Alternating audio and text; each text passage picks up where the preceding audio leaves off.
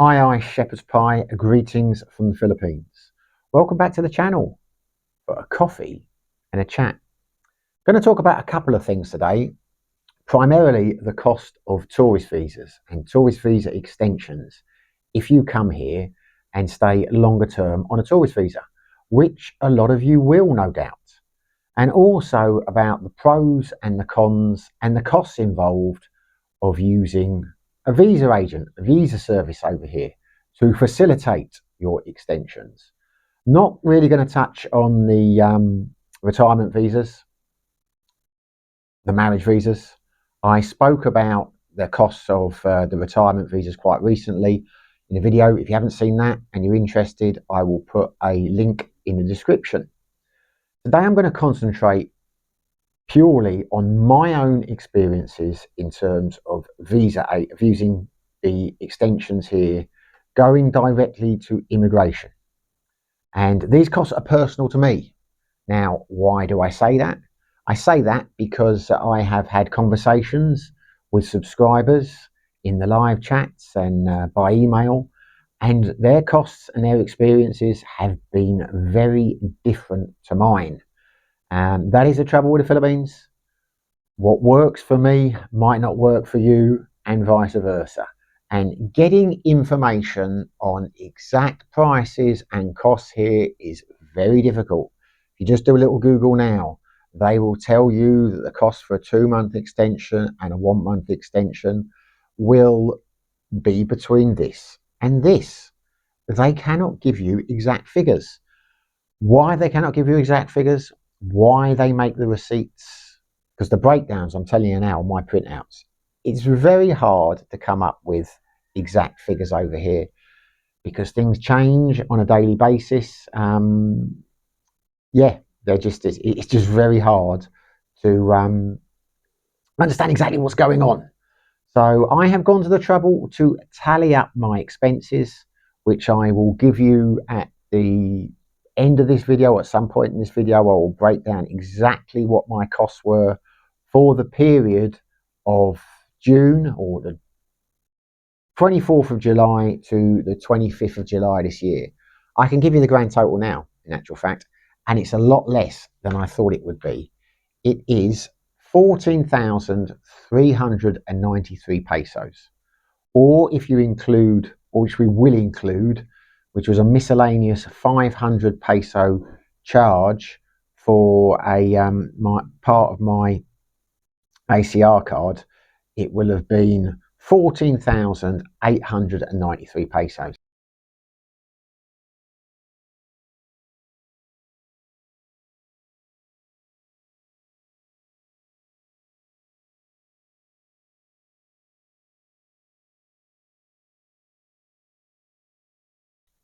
That's significantly less than I thought it was going to be, based on other people's experiences and based on my first year here when I was primarily using visa agents. My costs have halved, and I will explain why. Now, when you first arrive in the Philippines, for the majority of Western countries, you will get 30 days visa-free on arrival. So you'll come into the country and they will stamp your visa or stamp your passport with 30 days. At the end of that 30 days, if you're staying longer, you have to extend, which you can either use a visa agent for, or you can go directly to one of the Bureau of Immigration offices. Now, your first extension, you can only extend for 1 month. Them's are the rules. You can't exchange for 2 months, and you will only get 29 days on your first extension. Don't ask me why. It's just the way it is, and it's a pretty pricey one. Now, if you Google this and you ask what the fees are, they will tell you it is thus.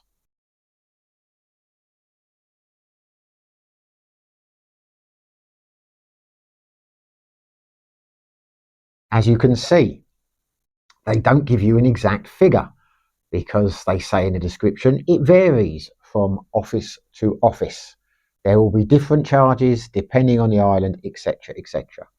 Which is why I'm making this video, because it is really ambiguous if you are trying to use the internet or even the government websites. They're not going to be specific on the actual costs, and it's only when you go to the immigration office or the visa agent you will find out what those costs are, which is why I'm stressing again, I have only ever used Dumagetti for my extensions. I used the Cebu office when I got my exit clearance certificate because they don't issue those in Dumagetti. But my costs are based purely on the Bureau of Immigration in Dumagetti City. Now, when we talk about my yearly costs, which is the breakdown which I've either added or will add, that doesn't include the first month because I hadn't left. But I went to Thailand at the end of July and I came back in again and my process started all over again. Now, as you see from the clip I just showed you, they said it would cost between 4,000 to 5,000 pesos. The reality is mine cost around the 4,000 peso mark because I left it late to go in. I was careless and I went in the day that it actually expired, so I had to use the express service. Had I gone in earlier, a week before, it would have cost me less because I wouldn't have had to use the express service. Now, this is the problem. I'm going to try and teach you a few hacks here to save you money when you are extending your visas. But those hacks, sadly, will not work everywhere. I can only tell you about Dumagetti. I'm not really an information channel. I talk about my own experiences. The reason I don't, try and provide wider information on the Philippines, because it's impossible. Because, as I'll explain now, it varies from island to island. There really are no definitive costs and figures. There are no definitive procedures. As I explained when I got my driving license, when I opened my bank account, what worked for me from the comments didn't work for other people. So, these are my own experiences. I'm not exaggerating anything. I'm not knocking the volume price down on anything. I'm just telling you how it is. Okay. If you disagree with my figures, well, fine, up to you. But they are my figures. So, as I say, I left it late. Just pop the old reading glasses back on. So, when I went to get my extension, my total fees for the 29-day extension were 2,060 pesos. However, I left it late. So, I was charged an extra 2,000 pesos. I was charged an express lane fee, which was my own fault because I went in the day it expired. And an express lane fee certification, 1,000 pesos. So the total came to 4,060 pesos. Now, I know from speaking to immigration people, had I come in 5 working days before, I would not have had to pay, definitely would not have had to pay the 1,000 peso express fee. Whether the express lane certificate fee would have applied, I do not know. Whether it would have been 2,060 or whether it would have been 3,060, I can't tell you. But what I can tell you is if I hadn't gone in late, I would have been paying a maximum of 3,060, which is 1,000 pesos less than you are told by Mr. Google. So make of that what you will. But that is what my fees were. It was a rookie mistake. Now, this is the first hack I will give you. It is only a hack if you live in Dumagetti or a region where your immigration office shares the same policy, because they will let you here in Dumagetti go in up to 14 days. They say up to 14 days. I've heard people have gone in before that date. One thing I will say is I will give a big thumbs up to the Bureau of Immigration in Dumagetti, because I have never had any problems dealing with them. They've always been polite. They've always been very helpful. They've always been very knowledgeable. But unfortunately, based on what some of the subscribers have told me in comments and by emails, that's not been their experience. Some of the bureaus over here will always charge you an express fee. Apparently, I'm not going to name the islands and the bureaus because or the bureau offices, because I don't want to, this is secondhand information, this is hearsay. But apparently there are some which will tell you that they cannot keep your passport overnight. So it doesn't matter when you go in, they are always going to hit you with the express fee. Okay, well, that's not the case in Dumaguete. Now, the express fee is 1,000 pesos. I think pretty much for anything. Don't quote me on that, but certainly everything I have used an express fee for, from ACR card, etc., it has always been 1,000 pesos. So one of my first hacks is go in 2 weeks before. I found out from my last trip, because I asked when I went to immigration, they will let the express fee go if you come in at least 5 days before. So go in between 14 and 5 days before. Certainly in Dumaguete, you will save 1,000 pesos. So that's what will happen. Now, after the 29 days has expired of which is only 29 days, your first extension, you can then have the option. You will have 3 options if you live in Luzon. I think it's only Luzon, don't quote me on that. Because when I first came to the Philippines, you had the option of 6-month extensions, and that's what I used to do. But they have stopped that, to the best of my knowledge, everywhere except in Manila. Might be the whole of Luzon, I'm not sure, but certainly Manila, they still do the 6-month extensions. But for the vast majority of islands, you will have a choice between extending for 1 or 2 months. Now, I'm going to give you some of the exact figures when I show you what my costs were for the 12-month period I'm talking about. Now, be aware that hasn't included the first month extension, which would have put the costs up, but I didn't go out in that, so I can't include that. But yeah, when you first come, your first month is going to be more expensive than the other months. But I always go with the 2-month extension because it's better value. As you see, when I put my costs up, it fluctuates. You never know what your 2-month is going to cost, what the 1 month is going to cost in terms of extensions, because it's different every month. But as a rough ballpark figure, my 1 month extensions over here costs around 1,400 pesos, whereas a 2-month extension here costs around 1,850, 1,860. There has been a couple of times it's cost 2,000.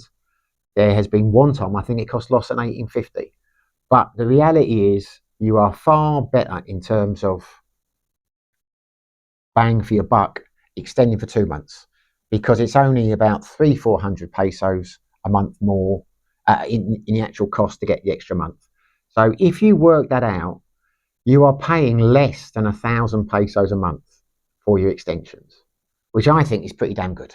That's what it's cost me. Whereas if you extend for 1 month at a time, it's going to cost you 1,400 pesos. So let's say 50% more, at least 50% more. Now, another hack I will give you, one of the reasons people, and again, it's only Dumaguete, I think one of the reasons when I talk to a lot of people over here tends to be Americans who are more prone to using the visa agents. They don't like the queues in the Bureau of Immigration. If you go there, there will be long queues and you have to wait for hours. Well, that may well be the case if you go at certain times. Anyone who has been here for a while, anyone who knows how it works over here will tell you, go to immigration after 3 o'clock. Some will say after 4 o'clock. I don't like to go after 4 o'clock because they want to pack up or want to go home. They close at 5. But if you go after, say, 3:30, Monday to Friday, most days of the week, there won't be a queue. I have gone a number of times and I've just walked in. I think the most I've ever had is 2 people in front of me. So, if you go at the right times, you don't have to worry about the queues. I have seen it myself in the days when I used to use a visa agent. You'd look and there'd be like 20, 30 people waiting. But that invariably is on a Monday morning. For some reason, people like to go and queue before the place opens. But there's a hack. If you don't want to queue, you want to save time. In Dumaguete, no idea if that works in other bureaus, but yeah, go in the afternoon. And I found Friday is the quietest, Friday afternoon. There you go. There's a hack. I would, as I say, and I would extend for 2 months. Now, one cost that you're going to have when it comes to your second extension after the 1 month, if you're staying longer term, they're going to want you to get an ARC card, an alien registration card. I think I called it an ARC card. Anyway, I always struggle with ACR and ARC. I think it's alien registration card, ARC card. Now, the cost for that will vary each time you do it. I will just give you some figures now from my most recent one. That is not included in my expenses for the year, which I'll give you because that was up until July when I left the country. This is my latest cost for an ACR card. So on my last renewal, the ACRI card, I was right, it's an ACR card. The fee was 2,878 pesos. Now, my total cost for the month, for that period, because I got a 2-month extension as well at the same time, was 6,718 pesos. Now, it says the ACR IC card fee was 2,878. But there are a number of fees in here: immigration clearance certificate, 613, certificate fee, legal research fee, etc., etc.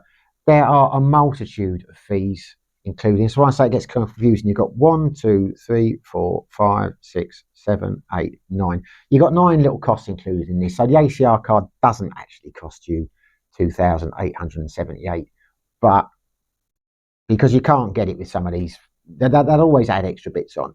But anyway, when I last went, which was the 24th of September, to get a 2-month extension, and my ACR card was 6,718 pesos. However, when I got my ACR card last year with a 2-month extension, it was 4,743 pesos. Now, whether the fees have gone up, whether it is because it's my third ACR card, I don't know. Hopefully when you get yours, it will cost you around the 4,000, 5,000 mark. Maybe it will cost you the 6,000. But again, that is including a 2-month extension. I can't give you exact figures. I've explained why, what your ACR card will cost, because it changes. It changes all the time. I say, as I'm looking at last year, you know, sometimes it's been 1,860 for 2 months. Sometimes it's been 1,960 for 2 months. Sometimes it's been 2,170. It's just always changing. So these are basically ballpark figures. So once you have your ACR card, you can then go on to, that will last you for 12 months. It will take, I think sometimes they say 4 weeks. When I first applied for mine, they said it would take 6 weeks. This year they told me it would take 4 weeks.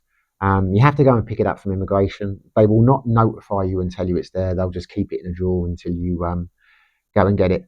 But you need that, and that lasts for a year. Now, the first time you get that, they take all the fingerprints and they take photographs, and the guy stands behind you with a background and all that. But after the first time, like the last one, it's a lot more painless now in terms of you're already on the system. They've already got your biometrics and that, so you just pay the fee and they do it. They don't have to take photographs or do anything like that. One other cost, which I haven't included in my fees, if we're going to be exact here, if you do it yourself, you have to pay for photocopies.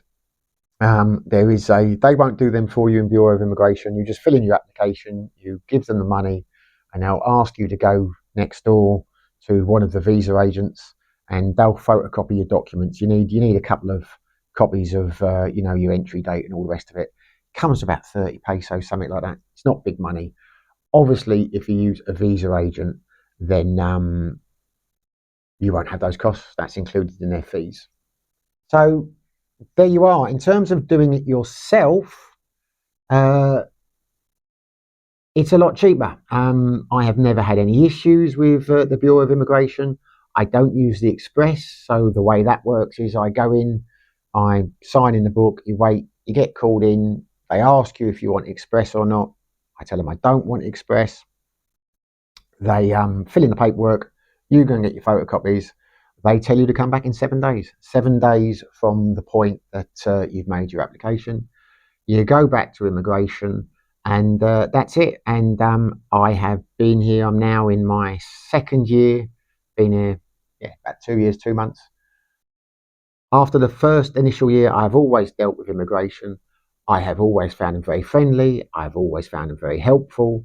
I like dealing with them directly because you can ask them questions and they're always very forthcoming with the answers. Maybe your experiences will be different, when you go to other bureaus. I can't testify how they are, but I can give a big thumbs up to the Bureau of Immigration in Dumaguete. We will go on to using visa agents now.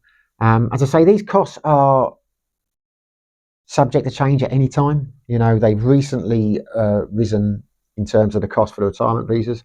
Maybe, God forbid, when I go back next week to pick up my ACR card and to apply for another 2 months. Well, it'll only be 1 month this time. I'll only be applying for 1 month because I'm going to Vietnam for Christmas.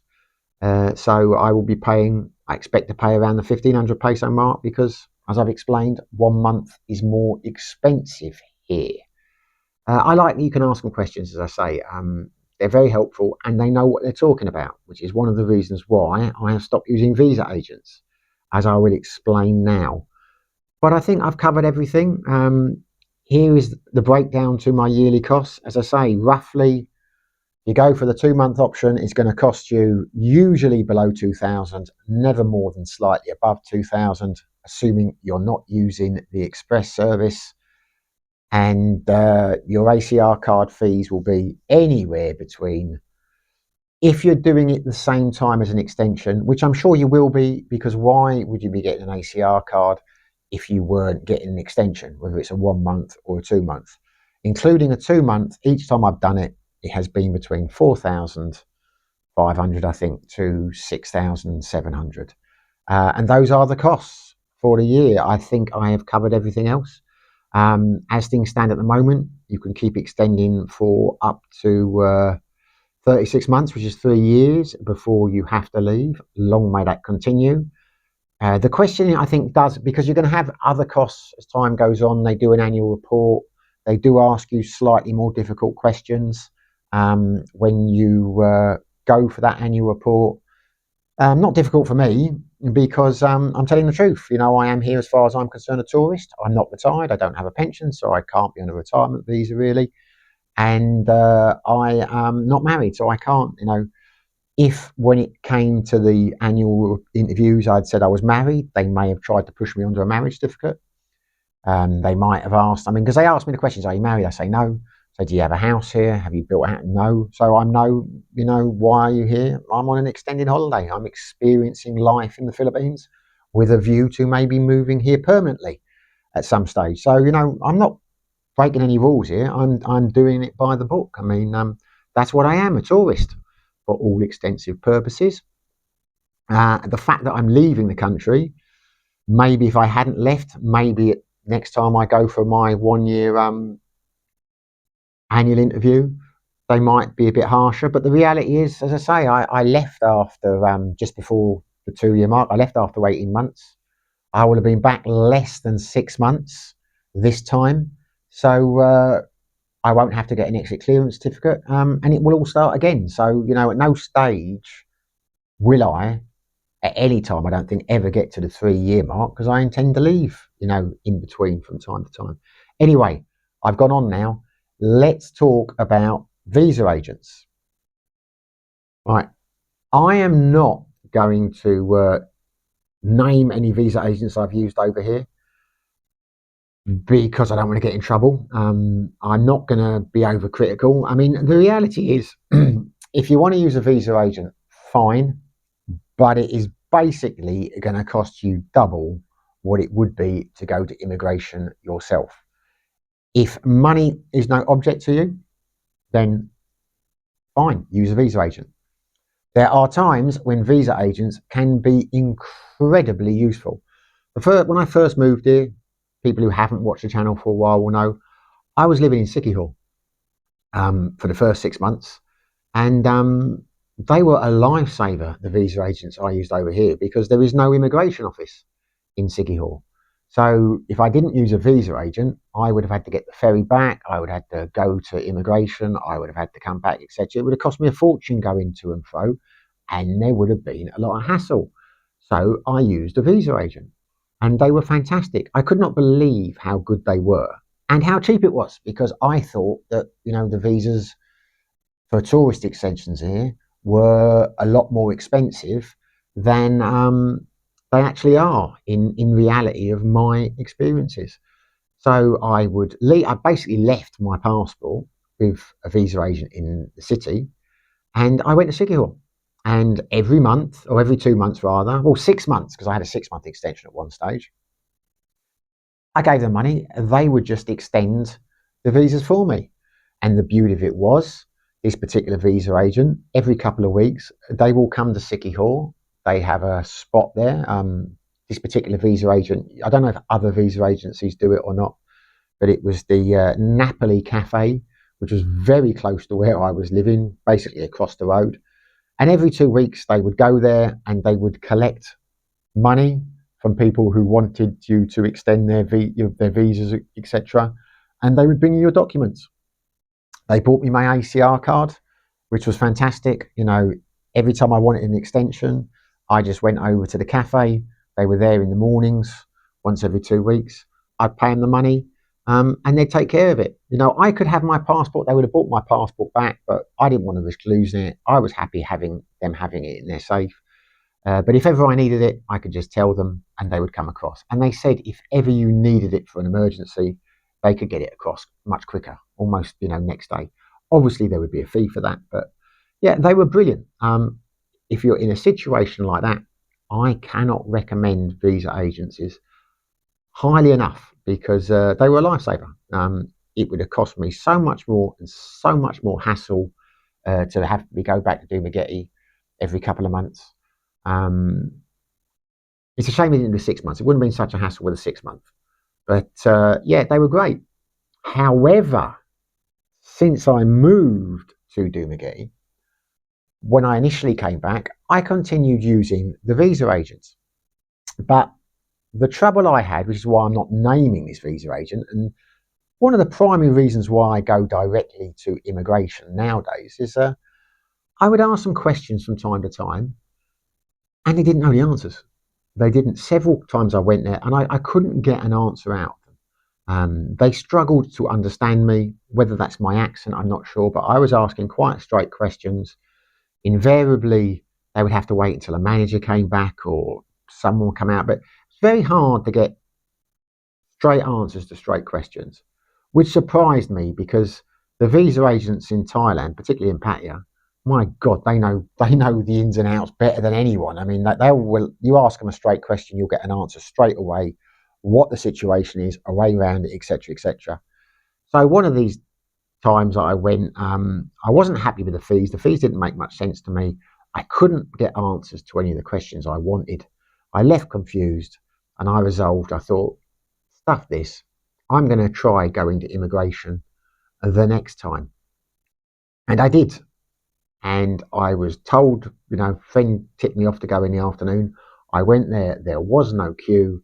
I went in. I got my 2 month extension. It was totally painless.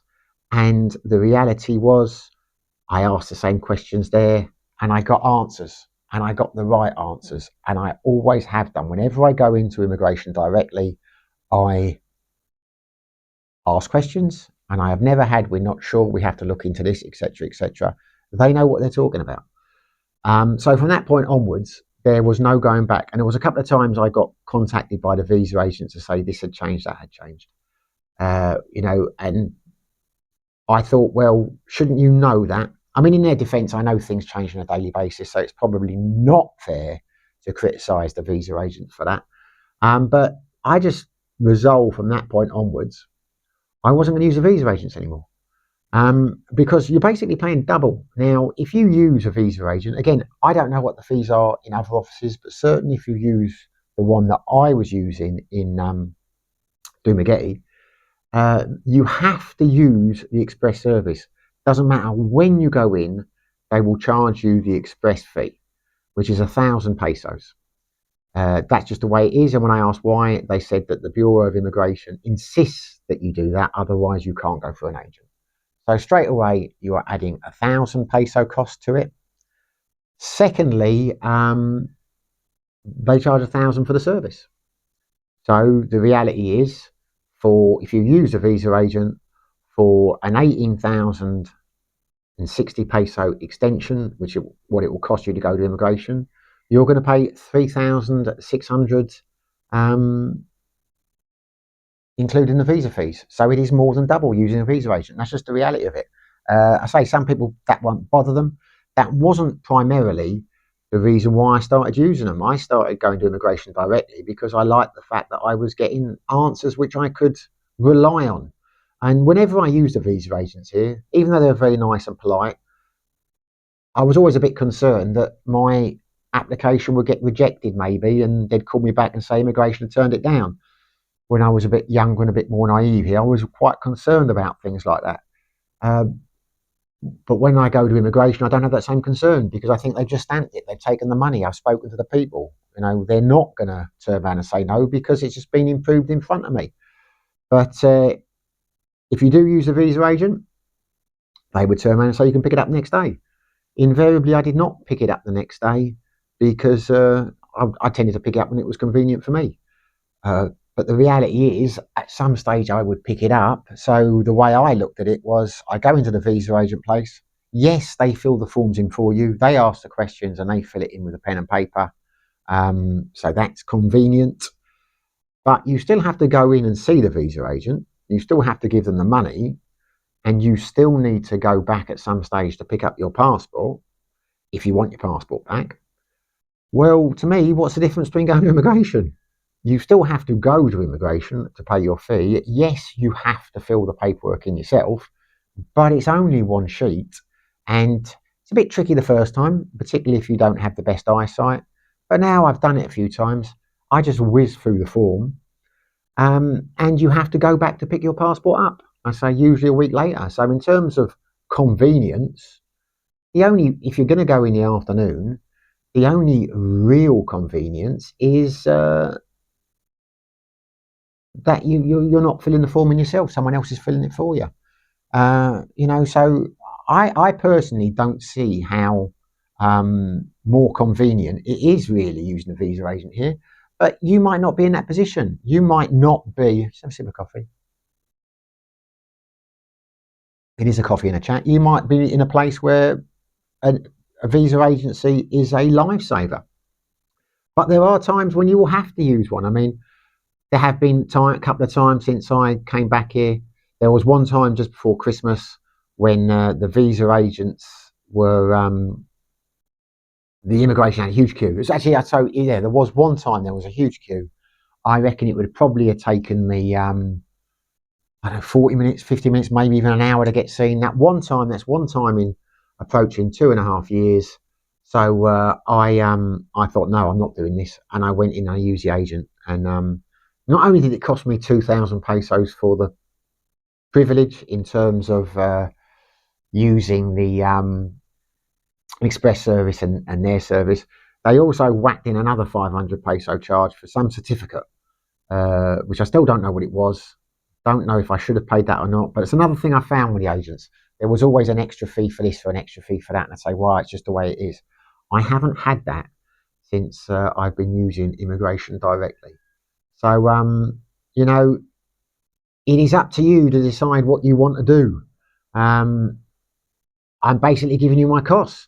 And they are a lot lower than I was led to believe. Certainly my second year, they are basically half what they were the first year because I have been not using a visa agent and I have not been using the express service. As I say, some of you might have to use the express service depending on the policy of immigration. But, Again, you might have to from time to time. One of the things I've spoken to it about it before on the channel, when we went to Thailand, because I'd been here for over 6 months, well, basically 18 months, I needed to get an express, an exit clearance certificate, which you cannot do through Dumageddon. And I asked them in immigration about that. They said, no, we can't do that. You can either do it at the airport or you can use a visa agent. So I used the visa agent again, and it cost me, I think it was 3,600. It was definitely less than 4,000, which is considerably more than it should have cost. I mean, I think the certificate's 500 pesos. But as I've said before, it's an impossible situation. You will never pay the 500 pesos it theoretically should cost, because if you get it at the airport, it will cost you 1,500 pesos because they charge an express fee, although some people I know have been charged 2,000. So you're never going to get that. And I was happy to pay the extra fee because although some people said, you're mad, go to the airport, I didn't want to get there and have a long queue and miss my flight because I was waiting to get my... I don't know if you can hear that, but the typhoon has just hit. We've got super typhoon Urana is hitting now. So I want to get this video done. The rain is getting very heavy. The wind is getting very heavy. So I'm going to end this video now before I lose the power in case, because I want to upload this. But yeah, so I had to use it for that, and I'm glad their service was okay. I had a few problems with it, but I'm not going to go into that now. But yeah, you know, that is the reality.